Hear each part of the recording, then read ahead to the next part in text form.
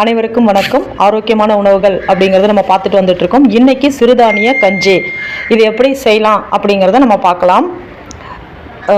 இஞ்சி, பூண்டு, கொடைமிளகாய், carrot, beans, சின்ன தக்காளி 1, 4 வெங்காயம், கொஞ்சமாக முட்டைக்கோஸ், அப்புறம் ஜீரகம் கொஞ்சம், வெந்தயம், மஞ்சள் தூள், ஒரு பட்டை சின்னதாக, 2 கிராம்பு, புதினா, கருவேப்பிலை, கொத்தமல்லி, வரகரிசியும் பாசிப்பயிரும் ஊற வச்சது வாஷ் பண்ணி எடுத்தாச்சு.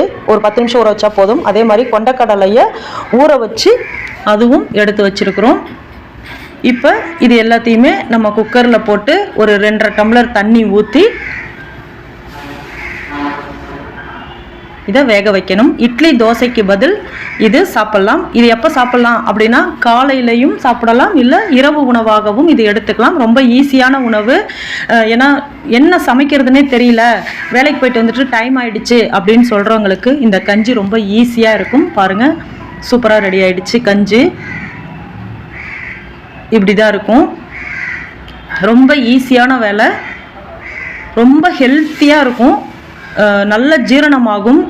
சளி தொந்தரவு இருந்தாலும் இது சரியாகும். நல்ல எனர்ஜியாக இருக்கும். ட்ரை பண்ணி பாருங்கள். தேங்க்யூ. இதில் கொண்டக்கடலை மட்டும்தான் போடணும்னு கிடையாது. பட்டாணி, தட்டைப்பயிறு, எந்த தானியம் வேணாலும் இதில் யூஸ் பண்ணிக்கலாம்.